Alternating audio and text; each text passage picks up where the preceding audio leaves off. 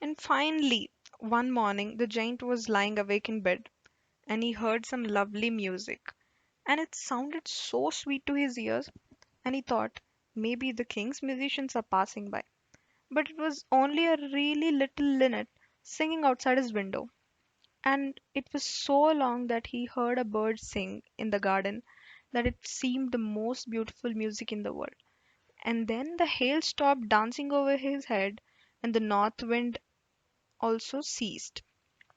And he thought, I believe the spring has come out at last.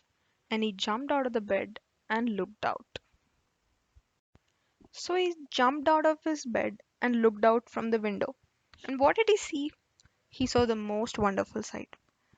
The children made a little hole in the wall and they crept in. And they were sitting on the branches of the tree and everything. In the every tree he could see there was a little child. And the trees were so glad that they started to blossom again, and they were all delightful, and the birds were flying and the flowers were looking up through the green grass and laughing. It was a lovely scene. Only in one corner it was still winter. It is the farthest corner of the garden, and it was a little boy standing over there.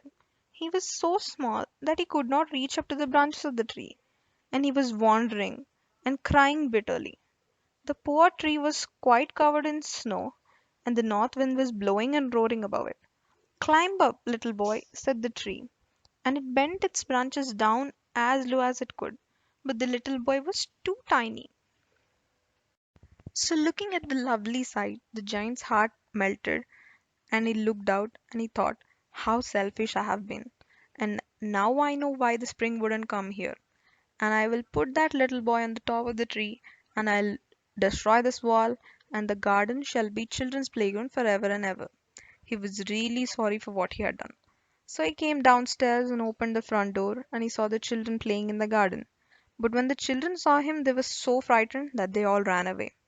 But the little boy in the corner did not run because his eyes were full of tears. So, looking at the little boy, the giant stole up behind him and took him gently in his hand and put him on the top of the tree. And the tree bloomed, and the birds came and sang on it, and the little boy stretched out his two arms and flung them around the giant's neck and kissed him. After seeing that sight, the other children understood that the giant was no longer wicked, so they came back running, and also the spring. It is your garden now, little children, said the giant, and took the great axe and knocked down the wall. And when there were people going to the market at 12 o'clock, they found that the giant was playing with the children in the most beautiful garden they've ever seen. So the children used to play all day long, and in the evening they used to bid goodbye to the giant and used to go. But daily he used to ask about the little companion, the boy I put into the tree. He loved him so much because he had kissed him, and we don't know, the children answered. He has gone away. So the giant used to tell them, you must tell him to be sure and come here tomorrow. But the children said they don't know where he lived or they never seen him before. And the giant felt very sad. Every afternoon he used to wait for the child, but he never turned up. And then years passed by, and the giant grew very old and weak, and he could not play any more. But he just sat in an armchair and watched the children play games and admired his garden. Have many beautiful flowers, but the children are most beautiful of all, he thought. And one winter morning he looked out his window as he was dressing, and he saw it was a marvelous sight. In the farthest corner of the garden, the tree was covered with lovely white blossoms, and the branches were all golden, and silver fruit hung down from them. And underneath it stood the little boy he had loved all along. So the giant went downstairs, and he looked at the little boy, and he was really happy. So he went close to him, but he saw that there were two nail marks on his feet and hands. He asked him, who dared to wound you? And then he said, I'll take my big sword and slay him. Nah, the child answered. But these are the wounds of love, he said. Who was that? Said the giant, and a strange awe fell on him, and he knelt before the little child.